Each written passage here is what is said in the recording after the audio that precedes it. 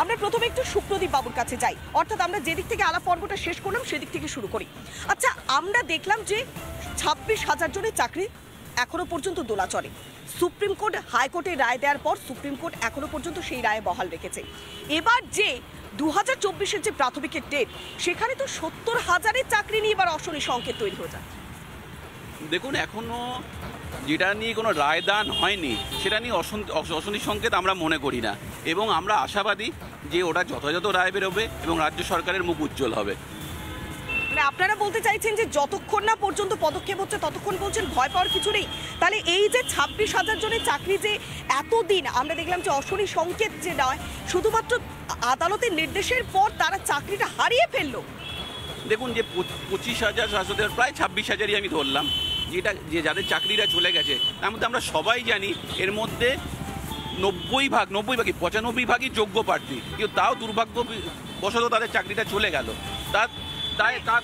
যেখানে চাকরিটা নিয়ে এখনো পর্যন্ত প্রায় 26,000 জনের চাকরিটা চলে গেল, আগামী দিনে 70,000-এর ওপরেও যে খাড়া নেমে আসবে না বা তাদের যে ভবিষ্যৎ, সেটা নিয়ে তো প্রশ্ন উঠে গেল। দেখুন, চাকরি বিক্রির নায়িকা হচ্ছে বর্তমানে আমাদের রাজ্যের মুখ্যমন্ত্রী মমতা বন্দ্যোপাধ্যায়। আমরা দেখতে পাচ্ছি একের পর এক চাকরি যাচ্ছে। সিবিআই গিয়েছিল, গিয়ে এই এসএসসির জন্য সিবিআই আবেদন করেছিল এসএসসিকে যে আপনারা 12 বার পুনর্মূল্যায়নের জন্য সেই সিবিআইকে ওই উপযুক্ত তথ্য প্রমাণটা তুলে দিন।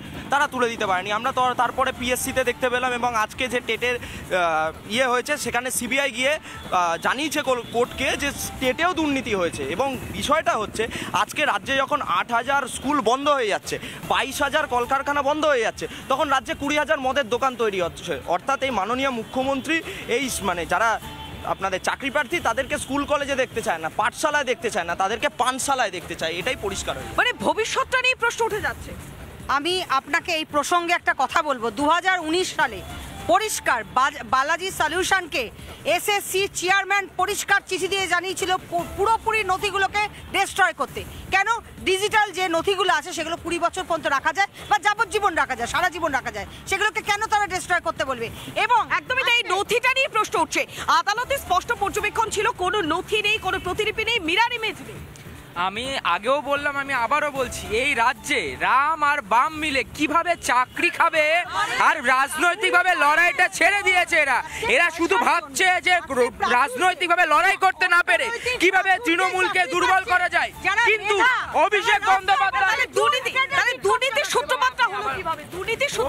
অভিষেক বন্দ্যোপাধ্যায় পরিষ্কার গ্যারেন্টি দিয়ে বলে দিয়েছে, যাদের চাকরি আপনারা খেয়ে নেন না কেন, অভিষেক বন্দ্যোপাধ্যায় যাদের চাকরি ফেরত দেবে, এটাই গ্যারেন্টি। মানে অভিষেক বন্দ্যোপাধ্যায় চ্যালেঞ্জ করছেন, সেক্ষেত্রে আদালতের নির্দেশের পর কি দুর্নীতি সামনে আসছে না? না, দুর্নীতি সামনে আসছে না মানে বাংলার সর্বস্তরের মানুষ দেখতে পাচ্ছে।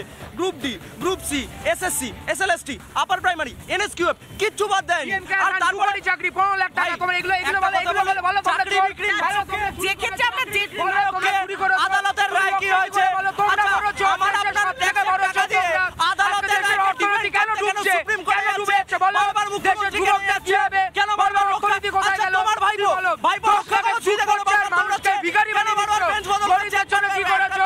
এই রাজ্যে ভোট চাইবে এক পক্ষ বলছে চাকরি হবে, আরেক পক্ষ বলছে কেন টাকা দেয়নি, আর এখানেই 26,000 জনের চাকরি চলে গেল। না, প্রশ্নটা হচ্ছে, বাংলায় একটা কথা আছে, চোর তো চুরি করবেই, গৃহস্থকে সজাগ থাকতে হবে। তৃণমূল কংগ্রেস চুরি করবে এটা জানা কথা, মানুষকে সজাগ হতে হবে যে এদের সাথে থাকবে কি থাকবে না। তুমি বলো যে যাদের চাকরি গেছে, আমার দরকার নেই বাম অমুক তমুক কিছু দরকার নেই, এসএসসি শুধু প্রমাণ করে দিক। এসএসসি প্রমাণ করে দিক যে এই যে 25,786 জন যারা আছে তারা জেনুইন ক্যান্ডিডেট। এসএসসি এটা করে দিলে তো আমাদের দরকার নেই, ওরা চাকরি করুক না, আমরা তো তাই চাইছি। এসএসসি দায় নিচ্ছে না। প্রশ্নটা এই জায়গায় প্রমাণটা হবে কিভাবে? কোনো প্রতিলিপি নেই তো। না, একটাই কথা হচ্ছে যে আজকে সুপ্রিম কোর্টের মুখেও আমরা যোগ্য অযোগ্য শুনতে পাচ্ছি, এবং অযোগ্যকে ভিত্তি করে পুরোটা জালিয়াতি বলছে আজকে সুপ্রিম কোর্টের ডিভিশন বেঞ্চ। এর থেকে লজ্জার তো কিছু হয় না। আর তারপর তারা স্বীকারোক্তি দিতে চায় না যে সেখানে দুর্নীতি হয়েছে। কোনো জায়গায় সুপ্রিম কোর্ট বলেনি জালিয়াতি হয়েছে, এটা ভাই কোথা থেকে পেলো আমি জানি না। সুপ্রিম কোর্ট স্পষ্ট বলেছে জালিয়াতি হয়েছে, এবং যোগ্য অযোগ্যদের তালিকাটা তৈরি করব কি করে সুপ্রিম কোর্ট? এখানে একটু বোঝাতে গন্ডগোল হচ্ছে। দুর্নীতির কথা সুপ্রিম কোর্ট নিজে বলেছে, এবং দুর্নীতি যদি হয়েছে, দুর্নীতি যখন হয়েছে তখন অতিরিক্ত শূন্যপদ তৈরি হলো কিভাবে? এটা সুপ্রিম কোর্টের স্পষ্ট পর্যবেক্ষণ। দেখুন, সুপ্রিম কোর্ট যেটা বলেছে সেটা বলছে যে হ্যাঁ কিছু গন্ডগোল হয়েছে, না জালিয়াতি না আমি একবার দর্শকদের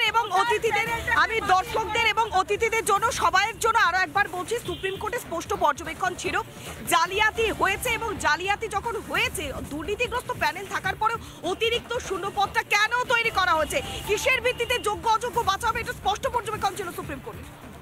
দেখুন কিসের ভিত্তিতে হবে, কারণ এতগুলো লোকের চাকরি চলে যাচ্ছে। সুপ্রিম কোর্টের এক পর্যবেক্ষণ, মিনিট, এরপরে তোমাদের কথা কি? এতগুলো তোমরা কি মানুষের বলেছো? চাকরি চলে মানে যাচ্ছে। বলুন, হ্যাঁ, বলুন আমরা এতগুলো সব চাকরি মানুষের করে দেবো। চলে অভিষেক যাচ্ছে। বন্দ্যোপাধ্যায় কেন বলতে পারছে না? কেন বললো যে আমি 26,000 চাকরি ফিরিয়ে দেবো? কেন কি ওরা তো দাঁড়ান বলতে দিন, ওরা টাকা খেয়েছে, যারা টাকা দিয়েছে তাদের যদি চাকরি না দিতে পারে অনেক বড় বড় নথি মহারথী বেরোবে, কেঁচো খুঁড়তে কেউটে বেরোবে।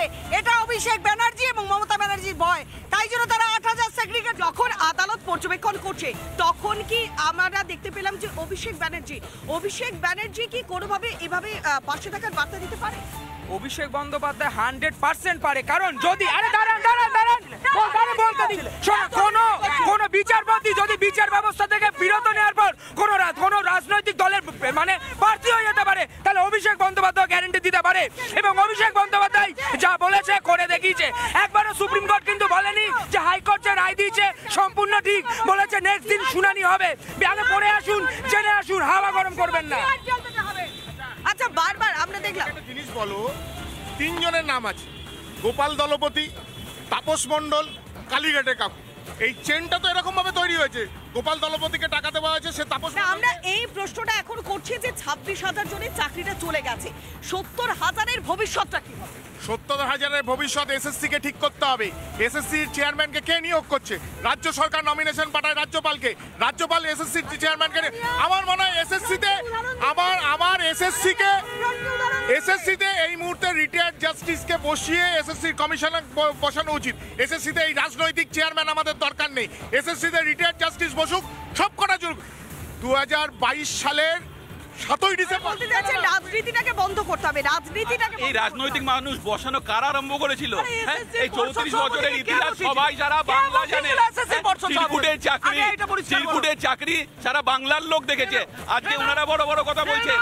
ক্ষমতাটাকে খেয়ে নাও, না, ক্ষমতাটাকে খেয়ে দেখুন, নাও। সেই সময়- আমরা জব সিকিউরিটি করেছি, জব সিকিউরিটি Job মানে security কিভাবে করেছো সেটা সবাই জানে। তোমরা বাঙালি জাতির মেরুদণ্ড ভেঙে দিয়েছো। তোমার দিদিকে বলো ক্ষমতা থাকলে খেয়ে নিও। জাতির মেরুদণ্ড ভেঙে দিয়েছো। একদমই তাই, আমরা